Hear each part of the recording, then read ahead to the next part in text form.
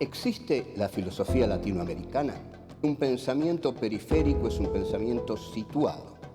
Europa se arroja sobre América Latina la herencia de los pueblos originarios, los proyectos de nación, el porqué de este pensamiento, el rechazo al colonialismo, la unión latinoamericana, la lucha de clases en Argentina, países subalternos, marginados, que no han participado de la centralidad de la historia. América Latina, filosofía y colonialismo. Encuentro 7. José Carlos Mariátegui. Regionalismo y centralismo. 1. Pensamiento y militancia. 2. 7 ensayos de interpretación de la realidad peruana. 3. El proceso de liberación de las colonias. 4. La cuestión agraria.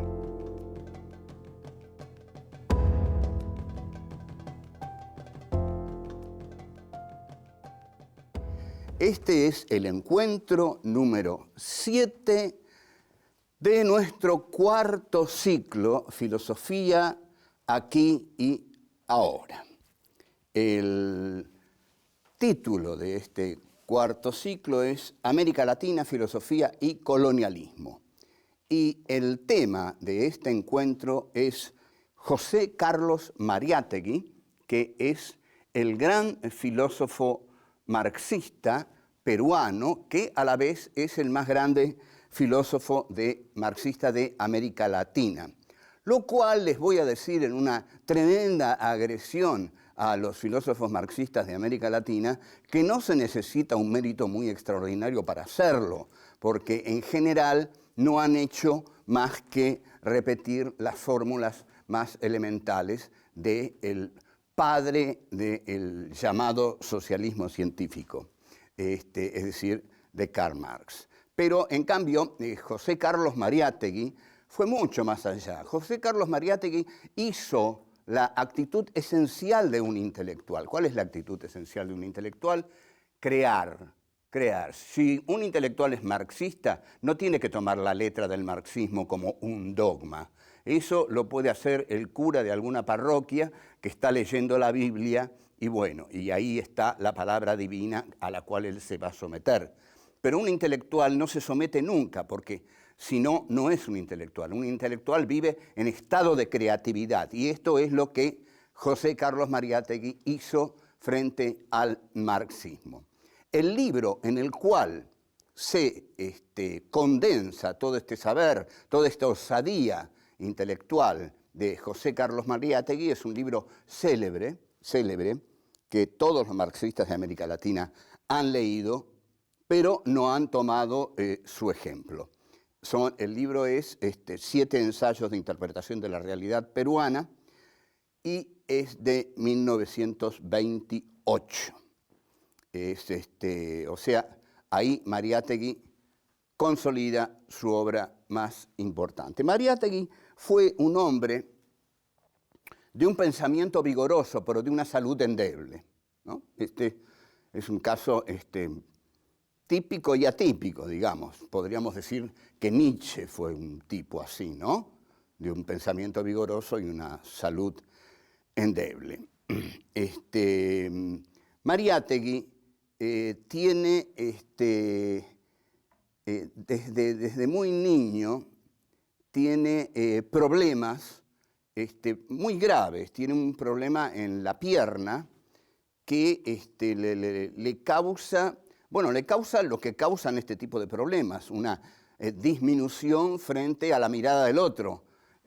La mirada del otro es la que te hace en realidad un rengo, porque objetivamente es cierto, uno puede carecer de una pierna, pero carece de una pierna porque los otros lo miran. Esta es realmente la tragedia. Los otros lo miran y el que carece de un miembro a la vista, se da cuenta que lo primero que el otro ve en él es lo que él no tiene. Es decir, en el caso de Mariátegui, una pierna. Como todo intelectual marxista, José Carlos Mariátegui es un intelectual comprometido, es decir, es un intelectual que publica sus ideas por medio de la prensa. En realidad, si ustedes quieren conocer mi opinión, yo creo que así debe ser.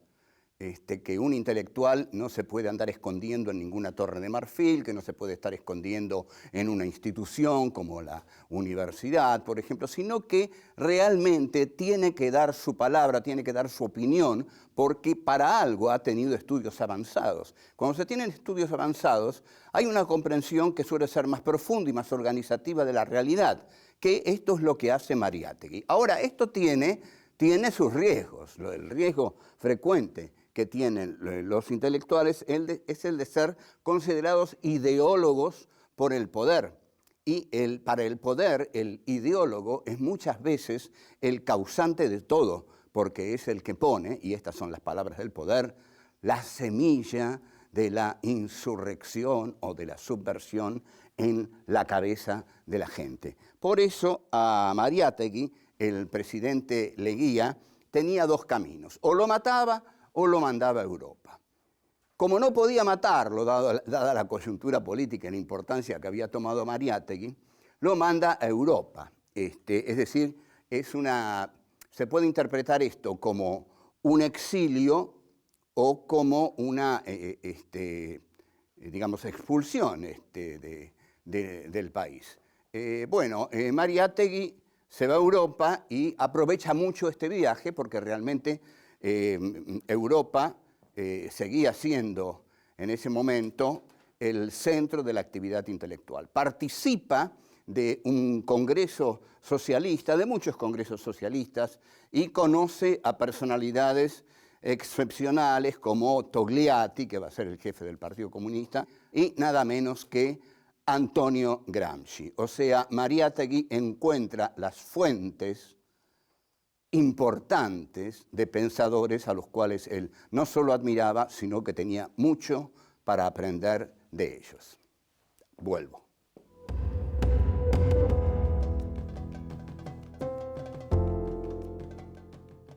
El tema más apasionante que trata Mariátegui en sus 7 ensayos sobre la realidad peruana es el de las revoluciones de América Latina. En este sentido, su pensamiento es muy original. Esas revoluciones, dice Mariátegui, no fueron revoluciones. Lo que esas revoluciones constituyeron, fue salir de la órbita hispánica que realmente monopolizaba el comercio de las colonias de América Latina. Al monopolizar el comercio de las colonias de América Latina, estas colonias quedaban fuera del libre comercio de la modernidad del occidente capitalista. Entonces, para Mariátegui era comprensible que las clases que dominaban a todos estos países quisieran entrar en relación con los países que hegemonizaban este desarrollo occidental capitalista, que eran fundamentalmente Gran Bretaña, el Imperio Británico, y Francia. España, además, ya no podía abastecer a las colonias. España era una monarquía en decadencia, una monarquía más o menos que podría ser comparada con el amo hegeliano, una monarquía dedicada al goce y no al trabajo, y en este sentido se contradecía tremendamente con Gran Bretaña, que era un imperio dedicado por completo al desarrollo de la industria, a la conquista de los territorios que necesitaba para obtener mercaderías, materias primas para su industria. Entonces, al ver esto, Mariátegui se da cuenta que la cuestión de una América Latina unida no va a ser posible porque Inglaterra no lo va a permitir, porque Inglaterra, unida con las clases sociales nativas de los países americanos, no lo van a permitir. Esto quiere decir lo siguiente, y quiero ser claro en este punto, porque hay un librito de Alvarito Vargas Llosa que se llama Manual del Perfecto Idiota Latinoamericano. Y su primer capítulo dice así: ellos son ricos porque nosotros somos pobres. No, es mentira. Alvarito Vargas Llosa es el perfecto idiota neoliberal, que además es de esos tipos que pobrecitos que son, digamos, los hijos de un grande y que ni siquiera tienen un nombre, por ejemplo, Álvaro, no, es Alvarito. Bueno, y Alvarito lo que dice es que la queja constante de los países de América Latina es: nosotros somos pobres porque el imperio es rico. No, no es así. No es así. Nosotros somos pobres porque las clases dominantes de los países subdesarrollados establecen un pacto neocolonial con el imperio. ¿Está claro esto? Porque esto hay que entenderlo bien. Establecen un pacto, vamos a tratar de entenderlo bien, establecen un pacto neocolonial con el imperio y en ese pacto neocolonial las clases hegemónicas de la colonia dejan de lado a todas las demás, ¿no?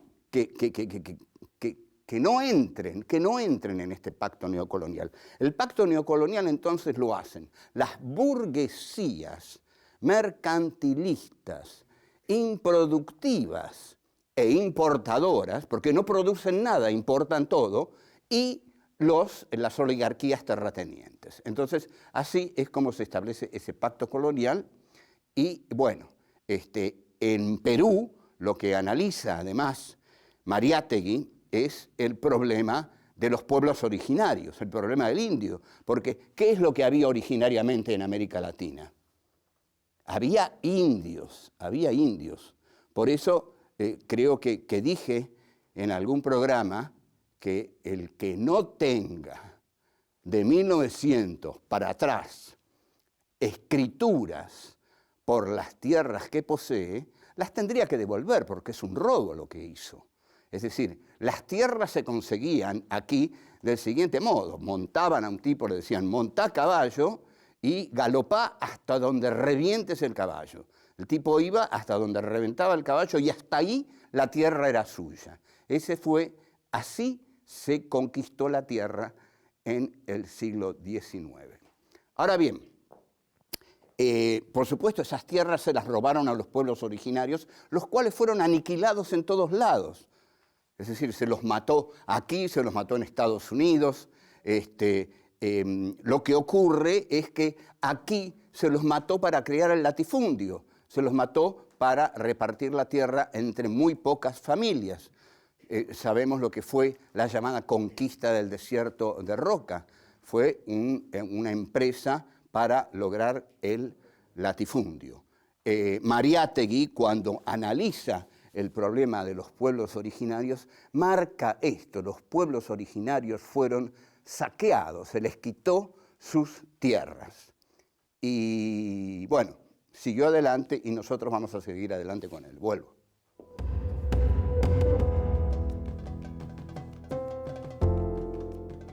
En su obra fundamental, 7 ensayos de interpretación sobre la realidad peruana, Mariátegui hace una de las interpretaciones más osadas y más realmente exactas del proceso liberacionista de las colonias hispanoamericanas. Este proceso no fue una revolución para Mariátegui, sino que fue el cambio de la sumisión hacia el monopolio español que ahogaba las economías de América Latina al condenarlas a trabajar únicamente con Cádiz, digamos, con el imperio español, que era un imperio totalmente decadente. Si nosotros nos fijamos en la figura del amo y el esclavo de Hegel, España sería el amo que vive del goce, mientras que, bueno, el esclavo trabaja. España, por otra parte, ya no podía abastecer a las colonias porque no tenía ese poder de hacerlo, mientras que desde las colonias lo que están viendo es que hay un imperio, que es el Imperio Británico, que es el que lleva la delantera en eso que llaman el tren de la historia, al cual hay que subirse o si no uno se queda atrás. Entonces, Mariátegui dice que, bueno, que está bien, que se ha liberado América Latina del imperio español monárquico decadente y que ahora América Latina se va a integrar a través de un intercambio cultural y económico al Imperio Británico y a Francia, pero fundamentalmente al Imperio Británico. Mariátegui no deja de ver las cosas que han quedado en el camino, las derrotas que ha implicado todo este proceso, y una de las derrotas más grandes es la del indio. La del indio es una de las derrotas más grandes en toda América Latina. Había un programa liberal para no dejar en Perú, para no dejar totalmente de lado el problema de los indios, como ocurre en la Argentina, que hubo directamente una actitud de exterminio. Ahora, lo que ocurre en Perú es lo que ocurrió en Argentina. No hay una nueva clase dirigente, no hay una burguesía democrática y revolucionaria. En este sentido, entonces, es que el país queda en manos, atención, ¿qué sería una burguesía democrática y revolucionaria? Sería una burguesía que quiere hacer una revolución porque quiere producir lo que el país produce, porque es una burguesía de la producción, una burguesía industrial.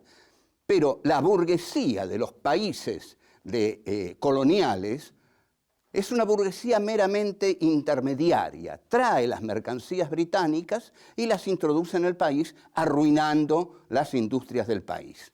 Entonces, esta burguesía está aliada a la aristocracia latifundista. Entonces, entre el latifundismo y esta burguesía poderosa, muy fuerte, enriquecida sencillamente por el tráfico de mercancías, hay un poder centralizado y el problema del indio, dice Mariátegui, debió tener una solución social, pero nunca tuvo una solución social el problema del indio, tuvo otro tipo de soluciones. Y eso que el indio en Perú tiene un peso que no tuvo, que nosotros desconocemos por completo.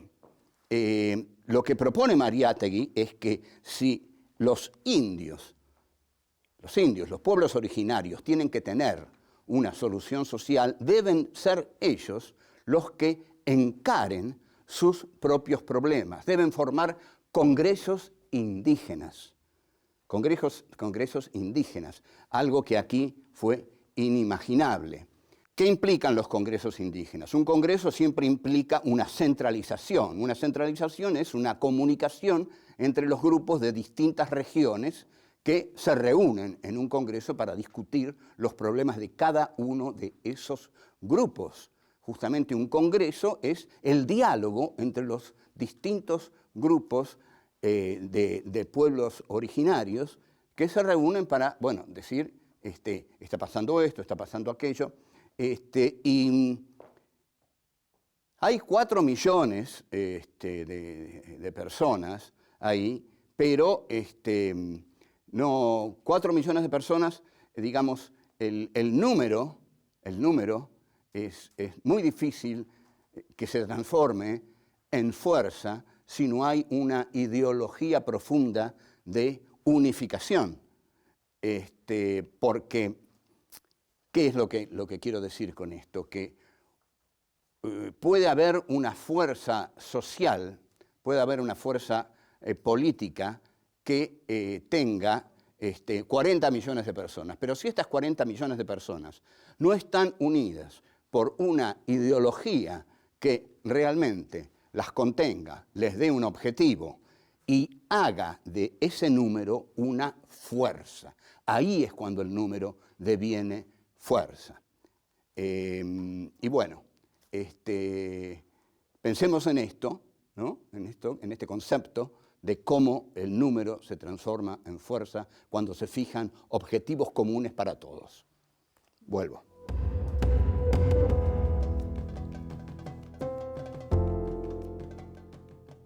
El tema fundamental que va a tratar Mariátegui en los 7 ensayos es el tema de la cuestión agraria. El tema de la cuestión agraria es un tema esencialmente injusto porque, por supuesto, siempre el tema de la cuestión agraria está mal resuelto en América Latina, porque la distribución de la tierra en América Latina es terriblemente desigual. Entonces, el régimen feudal, que se caracteriza justamente por una centralización de la tierra en la figura del señor feudal, debió ser reemplazado por las revoluciones latinoamericanas. Pero no fue reemplazado. Las tierras siguieron teniendo un carácter centralizado en pocas familias. En el Perú, dice Mariátegui, no hemos tenido en 100 años una clase burguesa. Una clase burguesa sería una clase realmente revolucionaria, productiva y que negociara para vender sus productos en el mercado externo y no importar los productos de la metrópoli. Ahora, esta falta de igualdad en el tratamiento de la tierra es una de las grandes trabas del desarrollo. Por supuesto también, porque si la tierra pertenece a 10, 15 familias, la tierra no va a ser trabajada. Es decir, la van a trabajar los peones que están a sueldo de esas familias, pero el peón no trabaja la tierra del mismo modo cuando la trabaja para el patrón por 30 pesos que cuando la trabaja para sí mismo y para su familia y para mantener su hogar. Mariátegui, por supuesto, esto es notable, ¿a qué apela? ¿Qué es lo que puede solucionar esto? Una intervención del Estado, pero de un Estado revolucionario que haga una reforma agraria. Esto no ocurrió nunca, lo intentó Artigas, pero no sucedió nunca en América Latina. La oligarquía de América Latina nunca perdió la posesión abundante y extensa de sus tierras. No hubo un Estado intervencionista que interviniera en la, distribución de la tierra y dijera, no señores, esto no puede ser. Usted no puede tener 800.000 hectáreas y su vecino 3 hectáreas. Entonces, hay una intervención ahí del Estado que hace una política nacionalista. ¿Por qué una política nacionalista? Porque es una política para la nación y es una política entonces para todos. Si es una política para todos, entonces el Estado dice, mire, señor, usted que tiene 800.000 hectáreas se va a conformar con 100.000. Y hay 700.000 hectáreas que nosotros vamos a repartir entre los pueblos originarios y los campesinos. Imagínense ustedes si se hace esto, es la revolución, la subversión pura, el atentado a Dios, a las causas más puras de una nación, que son, ¿cuáles son? Las que justifiquen siempre que los poderosos tengan la tierra de la que se apoderaron en algún momento. Bueno, vamos a tratar aquí de ir sintetizando el pensamiento de Mariátegui. Hay, en efecto, una línea de pensamiento marxista en Mariátegui mezclada con un nacionalismo. Este nacionalismo implica el interés que tiene Mariátegui por el Perú. Mariátegui no es un teórico peruano que se pone a filosofar sobre el marxismo.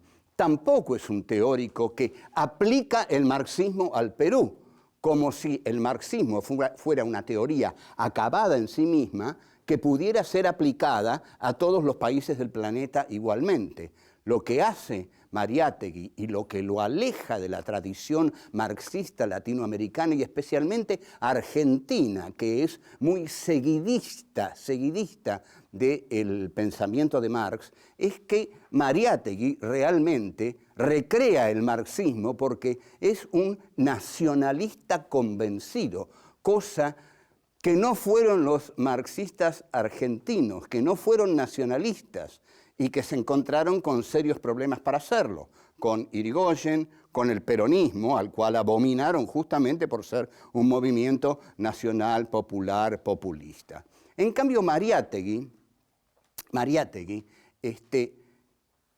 cree firmemente en su nacionalismo y cree que en la unión del nacionalismo y el marxismo va a surgir un pensamiento original para su patria, el Perú. Entonces, ¿cuáles serían nuestras conclusiones fundamentales sobre Mariátegui? Mariátegui es el gran teórico marxista de América Latina. Su ensayo fundamental es 7 ensayos sobre la realidad peruana.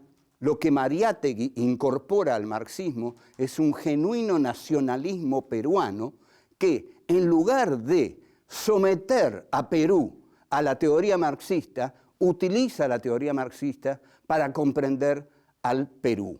Es decir, hay una unidad entre nacionalismo y marxismo que en la Argentina no se dio nunca, porque el nacionalismo quedó del lado de los movimientos populares y los marxistas nunca fueron nacionalistas y confundieron al nacionalismo con el fascismo. Mariátegui no, de ningún modo. Entiende que el nacionalismo es la comprensión de los pueblos originarios, es la comprensión de la necesidad de una reforma agraria, es la comprensión de la crítica al latifundismo, es la comprensión de la crítica a la revolución inconclusa que no se hizo contra España, y ahí Mariátegui entonces es donde toma su originalidad. La originalidad de Mariátegui entonces, y con esto resumo, es que es un pensador marxista que une al marxismo con el problema profundo de la nación a la cual él quiere comprender. Bueno, chao, fue todo. Los pueblos originarios fueron saqueados, se les quitó sus tierras.